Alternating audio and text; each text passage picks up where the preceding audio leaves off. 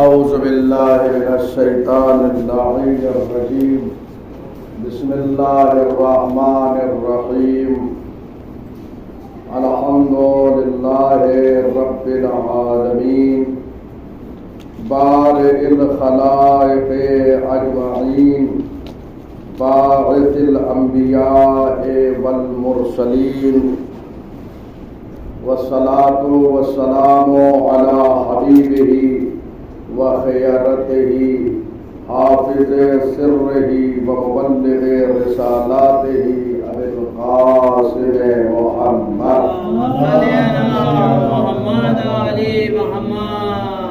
وآله الطيبين الأطهرين الأنجبين لا سيما بقية الله في الأرضين واللعن الدائم على أعدائهم أجمعين من يومنا هذا إلى قيام يوم الدين. أما بعد فقد قال الله الحكيم في كتابه الكريم هذا خلق الله فأروني ماذا خلق الذين من دونه بل الظالمون فی ضلال مبین. آج ہماری یہ 5ویں مجلس ہے سورہ لقمان کے سلسلے میں. 10 آیتوں کی تفسیر اب تک ہم نے بیان کی ہے.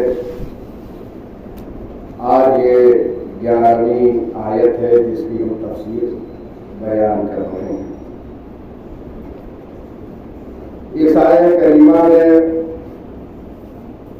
شرک کی تردید کی جا رہی ہے اور توحید پروردگار پر دلیل پیش کی جا رہی ہے. اس سے قبل جو آیت گزری ہے اس میں خلقت کے حوالے سے گفتگو ہوئی تھی کہ اللہ نے بہت ساری چیزیں جو پیدا کی ہے اس میں ساری چیزیں بیان کی تھی اور وہ ساری بحث گزر چکی. آج مشرکین کے سامنے یہ بات پیش کی جا رہی ہے کہ اللہ نے جو کچھ پیدا کیا ہے وہ سب سامنے ہے. اب یہ بتاؤ کہ اللہ کے علاوہ جن کو تم خدا مانتے ہو ان لوگوں نے کیا پیدا کیا ہے وہ بتاؤ. یہی سے دلیل پیش کی جا رہی ہے کہ اگر واقعی تمہارے خدا نے کچھ پیدا کیا ہے تو تم بھی بتاؤ. اللہ نے جو کچھ پیدا کیا ہے وہ سب ظاہر ہے, ساری چیزیں بیان کی گئی ہے. اب تم بتاؤ غیر خدا, خدا کے علاوہ جن کو تم تسلیم کرتے ہو, جن کو تم خدا مانتے ہو, ان لوگوں نے کیا پیدا کیا ہے. ھذا خلق اللہ, یہ تو اللہ نے پیدا کیا ہے.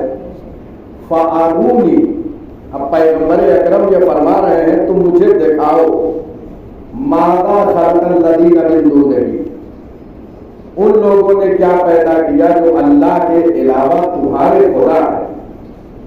ہمیں دکھاؤ ان لوگوں نے کیا پیدا کیا.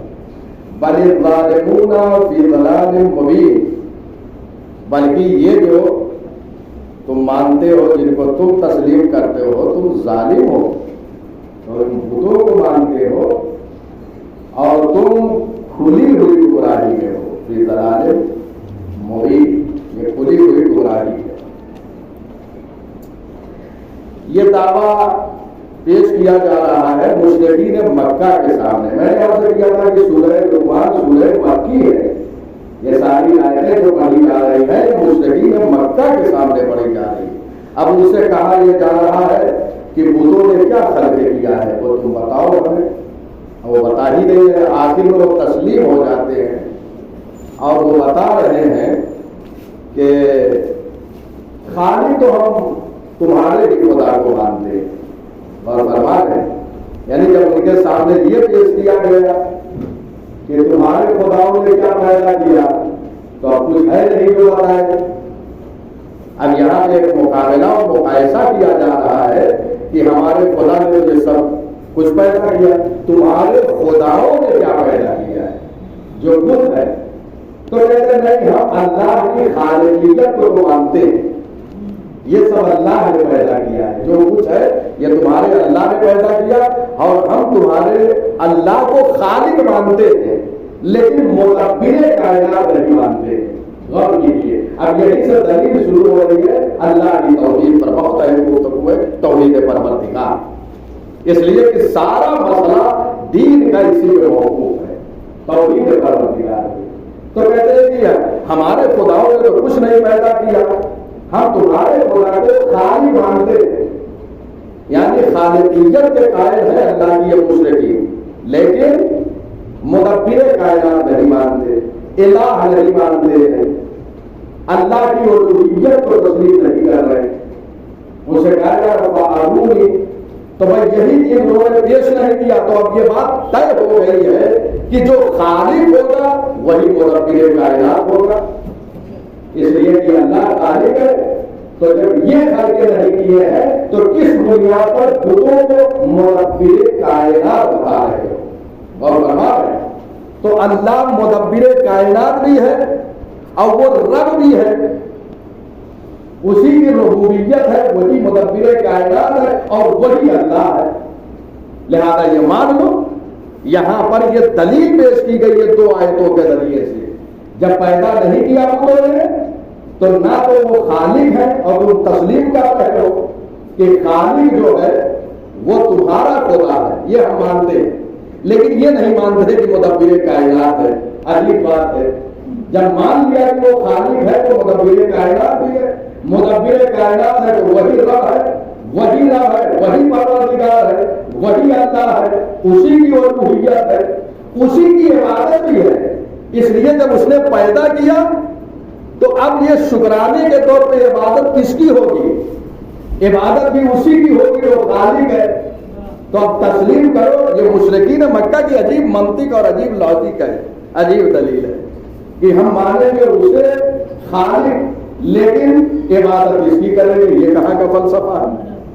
فلسفہ یہ مانو کہ جب تسلیم کر لیا وہی خالق ہے، وہی مدبر کائنات ہے، اسی کی عبادت ہوگی، اور ہم اپنے اللہ کی عبادت کر رہے ہیں کیونکہ وہ خالق ہے۔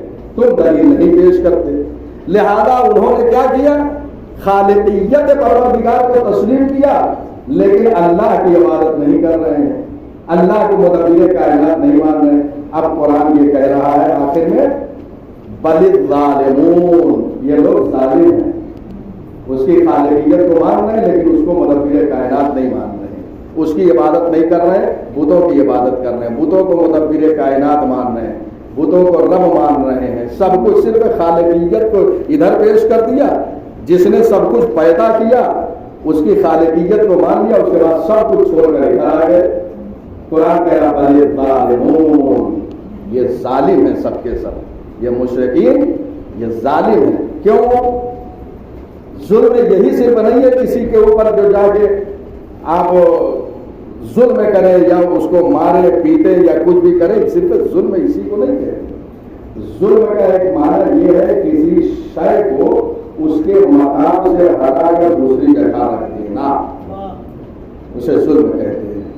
جو جس کا مستحق نہ ہو وہاں پہ لا کے کھڑا کر دینا، جیسے ہوتا ہے نا جب کوئی چیز اعلان ہوتا ہے کہ مستحقین کے لیے ہے تو مستحقین کو ہٹا کے غیر مستحق کو اگر وہاں پہ کھڑا کرتے تو یہ ظلم ہے، بہت بڑی بات ہے۔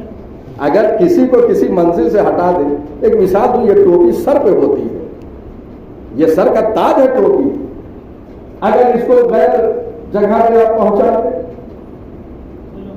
تو یہ ظلم ہے۔ اس کا حق یہ ہے کہ سر پہ رکھا جائے، مستحق کو مستحق کی جگہ رکھا جائے، ایسا نہ ہو کہ ان کو ہٹا کے دوسرے کو لا کے پیش کر دیا جائے تو یہ ظلم ہے۔ اب کیا ہے یہاں یہ ظالم ہے، کیوں ظالم ہے؟ اس لیے کہ اللہ خالق ہے، وہی مدبر کائنات ہے، وہی اللہ ہے، وہی رب ہے، تو جو حق ہمارے پروردگار کا ہے وہ حق بتوں کو دے رہے ہیں، اور ہمارے تو جو حق اللہ کا ہے وہ حق بتوں کو دے رہے ہیں، جو مقام اس کا وہ مقام اس کو دے رہے ہیں بتوں کو۔ یہ ظلم ہے، کسی شے کو اس کے مقام سے ہٹا دینا یہ ظلم ہے۔ اچھا جب ظالم ہے تو گمراہ بھی ہے، اس لیے جن کو تسلیم کرنا چاہیے تھا اس کو تسلیم نہیں کیا، اللہ کو اللہ ماننا چاہیے تھا، اس کو رب ماننا چاہیے تھا، تو جس کو ماننا چاہیے تھا جب اس کو تسلیم نہیں کیا تو ظاہر سی بات ہے تم علنی گمراہی میں ہو، ظالم بھی ہو اور گمراہ بھی ہو۔ بہرحال یہ آیت خدا شناسی کا ایک بہترین راستہ ہے، معرفت پروردگار کا۔ ان دو آیتوں کے ذریعے سے اگر انسان چاہے تو وجود پروردگار پر دلیل پیش کر سکتا ہے، اس کی خالقیت پر، اس کے تدبیر پر، اس کے رب ہونے پر، اس کے الہ ہونے پر، یہ ساری دلیل ہے۔ لیکن افسوس یہ ہے کہ قرآن مجید میں غور و فکر نہیں کرتے، تدبر نہیں کرتے۔ بہرحال یہ ساری گفتگو جو ہے وہ توحید اور شرک کے حوالے سے ہو رہی ہے۔ جو اللہ کو وحدہ لا شریک مانتے ہیں وہ موحد ہیں، اور جو اس کو نہیں تسلیم کرتے، بتوں کو تسلیم کرتے ہیں، اس کو خدا مانتے ہیں، وہ مشرک ہے۔ تو بحث جو ہے توحید اور شرک کی چل رہی ہے۔ اب اس سورے کا نام سورہ لقمان ہے۔ میں نے ابتدائے سخن میں یہ کہا تھا کہ نام کیوں رکھا گیا لقمان؟ کیونکہ 10 نصیحتیں جناب لقمان حکیم کی اس سورے میں موجود ہیں۔ 10 نصیحتیں اپنے فرزند کو کیا ہے۔ اب یہاں سے جناب لقمان کے حوالے سے گفتگو شروع ہو رہی ہے۔ اس سورے میں 2 بار جناب لقمان کا نام آیا ہے۔ میں نے ذرا سا انٹروڈکشن ابتدائے سخن میں کروایا تھا، تعارف جناب لقمان حکیم کا۔ اب یہاں سے چونکہ ان کے حوالے سے گفتگو اب شروع ہو رہی ہے، لہذا میں چاہتا ہوں ذرا سا اور لقمان حکیم کی شخصیت پہ روشنی ڈال دی جائے کہ لقمان حکیم کون تھے۔ یہی کافی ہے ان کی عظمت کے لیے۔ علماء نے لکھا بعض نے کہ جناب لقمان حکیم تھے، نبی نہیں تھے۔ البتہ بعض علماء نے یہ بھی لکھا ہے کہ نبی تھے، لیکن زیادہ جو فیصلہ ہے متفق علیہ تقریباً وہ یہ ہے کہ وہ نبی نہیں تھے، ایک حکیم تھے، حکمت والے تھے، وہ نبی نہیں تھے۔ بھائی یہیں سے بات اور مضبوط ہو جاتی ہے کہ اگر نبی نہیں ہے، ایک عام انسان تھے، تو اللہ نے ہر انسان کے اندر یہ صلاحیت رکھی ہے کہ وہ اس بلندی تک پہنچ سکے۔ اور ہمارے صرف ہمارے حکیم کی صلاحیت ہے، ہر بندے کو اللہ نے یہ صلاحیت عطا کی ہے کہ وہ اس منزل پر فائز ہو سکے۔ میں نے عرض کیا تھا کہ حبشہ کے رہنے والے تھے، غلام تھے، سیاہ فام تھے، کالے تھے۔ ایک دفعہ ان کے آقا نے کہا کہ دنیا کی بہترین شے میرے سامنے پیش کرو جناب لقمان حکیم سے۔ ایک جانور گوسفند کی جو سب سے بہتر چیز ہے وہ میرے سامنے پیش کی جائے۔ تو انہوں نے گوسفند اور جانور کی زبان لا کے پیش کر دی۔ اس کے بعد کہا اچھا یہ دنیا کی بدترین چیز کو لے کر آؤ گوسفند سے، پھر وہی زبان لے کر آئے۔ سب سے اچھی چیز زبان ہی ہے اور سب سے بری شے زبان ہے۔ یہ زبان دیکھیے تعلقات کو خراب کر دیتی ہے، بڑے بڑوں میں آگ لگا دیتی ہے، اور ہمارے یہ زبان جو ہے مشرق و مغرب میں جنگ کروا دیتی ہے، گھروں میں اختلاف ڈال دیتی ہے یہ زبان، بھائی کو بھائی سے جدا کر دیتی ہے زبان، دوست کو دوست سے جدا کر دیتی ہے، مدرسے کو مدرسے سے الگ کر دیتی ہے، ہر جگہ کو اختلاف زبان ڈال دیتی ہے۔ تو لقمان حکیم نے سب سے اچھی چیز زبان کو پیش کیا، بہترین چیز زبان ہے۔ کیوں؟ اگر راہ حق میں یہ زبان کام آئے تو سب سے بہترین چیز ہے زبان، اور فرما رہے ہیں۔ اور اگر راہ حق سے ہٹ جائے تو سارے فساد کا مرکز یہی ہے۔ اس لیے اللہ نے کیا کیا، 2 دروازے لگائے ہیں۔ پہلے تو اندر ایک بڑا مضبوط دروازہ ہے کہ اس کو دانتوں کے اندر رکھی ہے اور بڑا مضبوط وہ دروازہ ہے۔ اس کے بعد بھی ایک دروازہ یہ اس کے اندر زبان رکھی ہے کہ بڑی محفوظ رہے۔ اس میں جو ہے وہ ہڈی تو نہیں لیکن بڑی سخت ہے، اگر حق سے ہٹ جائے، اور اگر حق کے کام آئے تو بڑی نرم ہے۔ اور فرما رہے ہیں لہذا یہ زبان لے کر آئے، اچھی چیز پیش کیا تو زبان ہی کو، سب سے بری چیز پیش کیا تو زبان ہی۔ یہ ہے لقمان حکیم۔ جناب، میں نے عرض کیا تھا کہ جناب داؤد علیہ السلام کے زمانے میں تھے، 1000 سالہ زندگی انہوں نے پائی تھی، 1000 سال دنیا میں رہے جناب لقمان حکیم، 1000 سال۔ جناب ایوب پیغمبر گزرے ہیں، مفسرین نے لکھا ہے یا تو ان کے بھانجے تھے یا خالہ دار بھائی تھے، یہ اختلاف کے ساتھ جناب لقمان حکیم کے حوالے سے لکھا ہے۔ تو آپ ملاحظہ فرما رہے ہیں کہ یہ ہے جناب لقمان حکیم۔ اللہ نے البتہ یہ پیش کیا تھا ان کے سامنے، مفسرین نے لکھا ہے کہ نبوت اور حکمت دونوں چیزیں جو ہیں ان کی خدمت میں پیش کی گئی کہ جو چاہے اختیار کر لو، تو انہوں نے حکمت کو اختیار کیا۔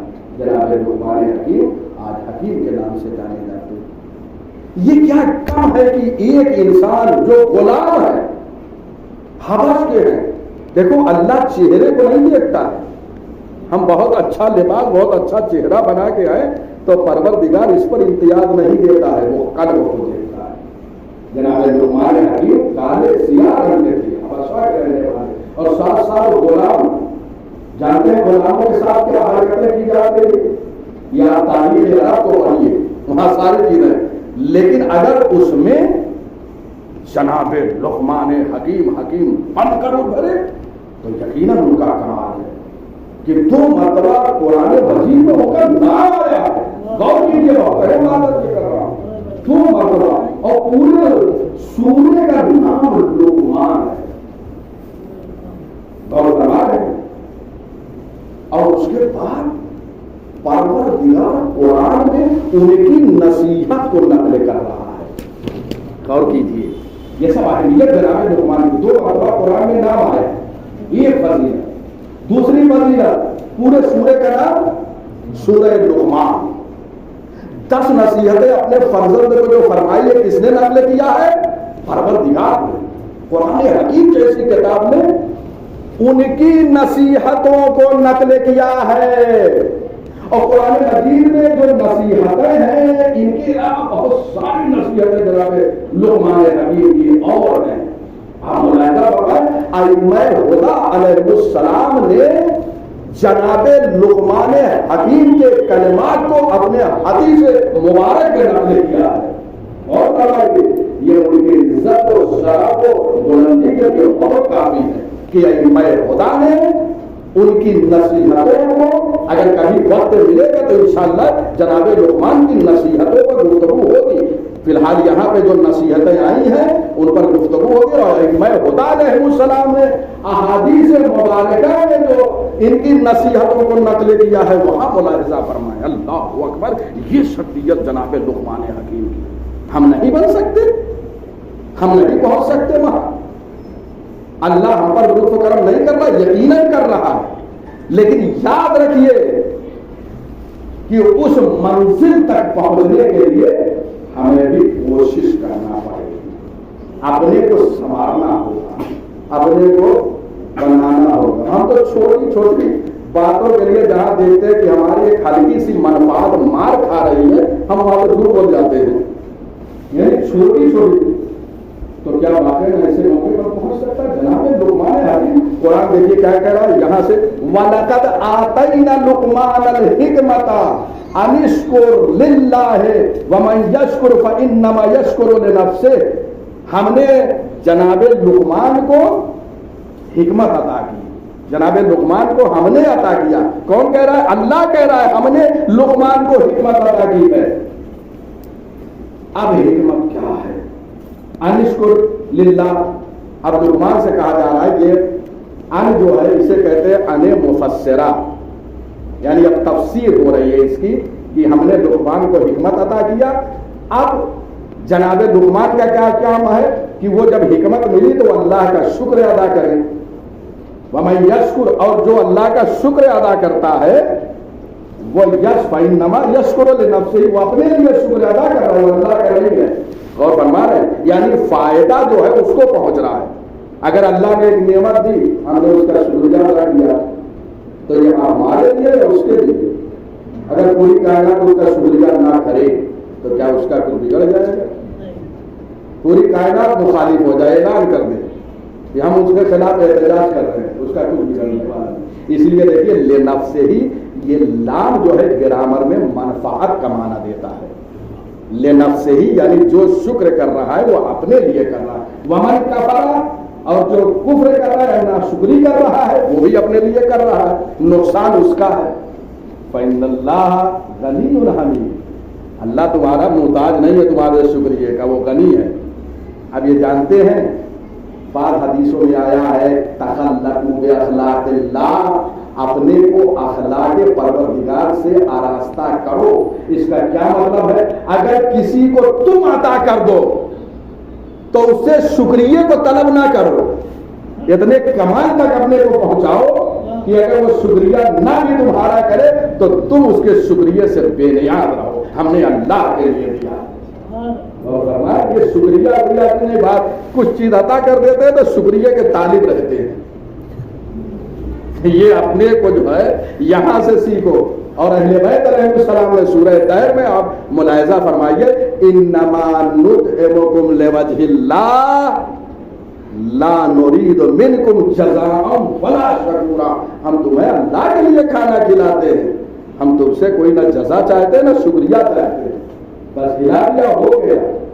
تو لہذا ایسا اخلاق انسان پیدا کرے کہ اگر کوئی شکریہ ادا کرے فبہا، اور اگر شکریہ نہ ادا کرے تو ناراض نہیں ہونا چاہیے۔ بہرحال اس میں اللہ نے جناب لقمان حکیم کو حکمت عطا کی، اور قرآن کی ایک آیت میں جس کو حکمت عطا کر دی اسے خیر کثیر عطا کر دیا گیا۔ غور کیجیے، وَمَن یُؤْتِ الْحِکْمَةَ فَقَدْ أُوتِیَ خَیْرًا کَثِیرًا، جسے حکمت دے دی گئی اسے بہت زیادہ جو ہے خیر عطا کر دیا گیا۔ غور فرما رہے ہیں، یعنی جناب لقمان حکیم کو خیر کثیر عطا کر دیا گیا حکمت کے ذریعے سے۔ اچھا حکمت کیا ہے؟ کہتے ہیں کہ اسرار کائنات کو جو ہے، کائنات کے رازوں کا جاننا یہ حکمت ہے، قرآن کے راز کو جاننا حکمت ہے۔ معصومین علیہ السلام سے پوچھا گیا کہ حکمت کیا ہے؟ امام نے فرمایا کہ فہم و عقل کو حکمت کہا جاتا ہے۔ دیکھیے جہاں فہم نہیں ہوتی، عقل نہیں ہوتی، سمجھانا کتنا مشکل ہو جاتا ہے، لہذا جہاں پر حکمت ہوتی ہے، فہم و عقل ہوتی ہے، وہاں انسان آسانی بات کو سمجھ جاتا ہے۔ یہ روایت موجود ہے امام موسیٰ بن جعفر علیہ السلام نے جناب ہشام ابن حکم سے یہ کہا تھا۔ ہشام حکمت فہم و عقل کو کہتے ہیں، فہم و فراست کو عقل کہتے ہیں۔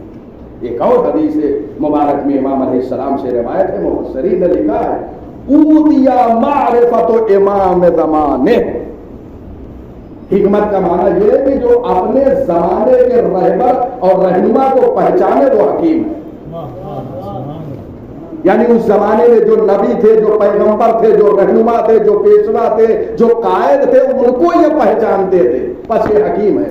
اس کا مطلب یہ ہے کہ اس زمانے میں جو اپنے وقت کے امام کی معرفت رکھے وہ حکیم ہے، جو امام معصوم کی معرفت اس زمانے میں رکھے وہ حکیم ہے، کیونکہ امام نے کلیہ بیان فرما دیا ہے کہ جو اپنے وقت کے امام کی معرفت رکھے وہ حکیم ہے۔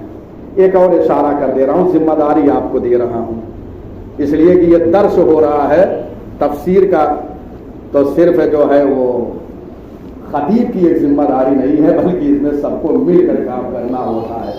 تو جب کلاس ہوتا ہے، درس ہوتا ہے، تو کچھ ہوم ورک بھی ہوتا ہے، تو اب ظاہر سی بات ہے کہ میں کچھ آیتیں، اور اس مہینے میں جہاں ایک آیت کی تلاوت کا ثواب ہے، ختم قرآن کا ثواب ہے، یہاں پہ جو آپ تشریف فرما ہے، یہ جو آیتیں پڑھی جا رہی ہیں، ختم قرآن کا ثواب مل رہا ہے، اس کے بعد اللہ کے کلام کی تفسیر ہو رہی ہے، ملاحظہ فرما رہے ہیں۔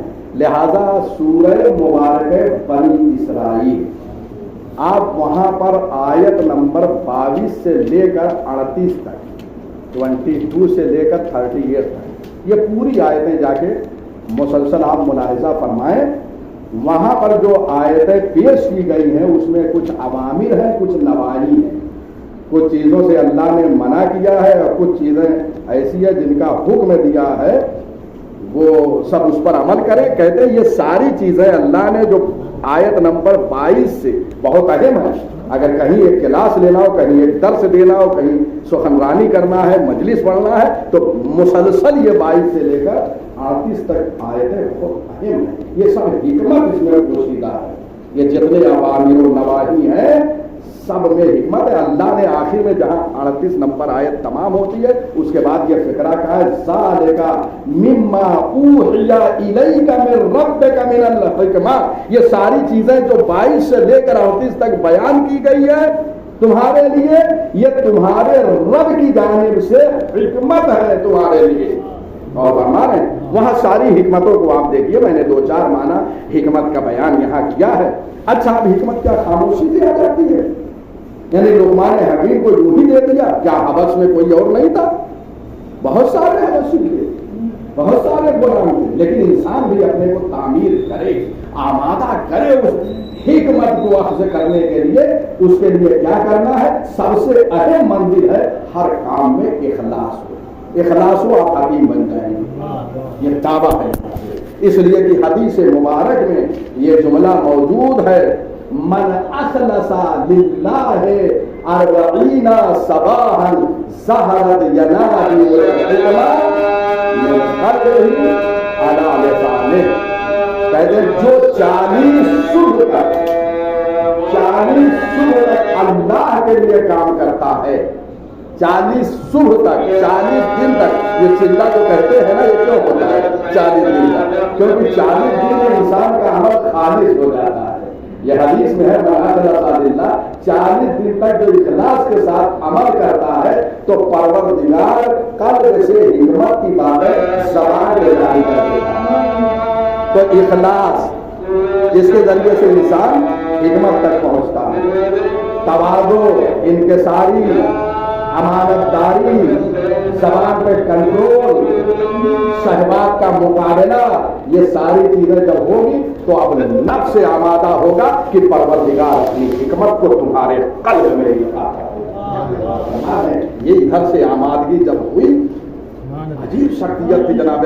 کسی 2 انسان کو لڑتے ہوئے دیکھتے تھے تو کبھی یہ نہیں چاہتے تھے کہ ان دونوں میں جدائی رہے, بلکہ لقمان حکیم کا ایک شیوا تھا 2 لڑتے ہوئے انسان کے درمیان صلح کرا دیتے تھے, 2 خاندان والا صلح کرا دیتے تھے, 2 قبیلہ والا صلح کرا دیتے تھے. لیکن آج اگر حکمت لینا ہے تو یہ کام کرنا ہوگا. لیکن ہم کیا کرتے ہیں, لڑائی ہو گئی تو اور اس میں کچھ باتیں ڈال کے اور دوریاں پیدا کر دیتے ہیں. یہ لقمان حکیم کا خاصہ. بہرحال یہ ساری باتیں ہیں. انشاءاللہ یہ آیت رکھیے اور مسلسل جو آیتیں میں نے پیش کی ہے ان آیتوں کا مطالعہ کیجیے گھر میں. اور بہرحال وقت میں اب گنجائش نہیں ہے کہ میں آگے چلوں, فقط یہی لفظ حکمت پہ رک رہا ہوں. یہ آیت مکمل نہیں ہوئی ہے. انشاءاللہ کل یہ آیت میں مکمل کروں گا اور آگے کی آیت کو. لیکن بہرحال اصل بحث جو اس میں حکمت ہی کی ہے. اگر 2 منٹ صبر کرنے کو تمام کرنے ہوگا پھر مسلسل پورے ایک تسلسل جو ہے اور ابتدا سے پھر باتیں کو دہرانا ہوگا. انشکر للہ. اب یہ جو حکمت ملی ہے تو اے لقمان حکیم تم شکر کرو اللہ کا. یعنی شکر گزاری بہت ضروری. جب اللہ نعمت دے تو یہ ہمارا اخلاق ہونا چاہیے کہ ہم شکر کریں اس کے. اور جتنی بڑی نعمت عطا ہوتی ہے اسی معیار سے شکر ہونا چاہیے. حکمت ہے تو حکمت کے مطابق. حضور کو کوثر عطا کیا اللہ نے, کیا کہا انا اعطیناک الکوثر فصل لربک وانحر. میرے نبی ہم نے کوثر عطا کیا تو اب شکریہ میں تم کیا کرو, نماز پڑھو اور قربانی دو. جیسا عطیہ ہے کم از کم اس کے برابر, اس کے قریب قریب جو ہے تمہارا شکریہ ہونا چاہیے. تو یہ شکریہ ہے اور یہ سب سے پروردگار چاہ رہا ہے جس کو نعمت جو عطا کر رہا ہے.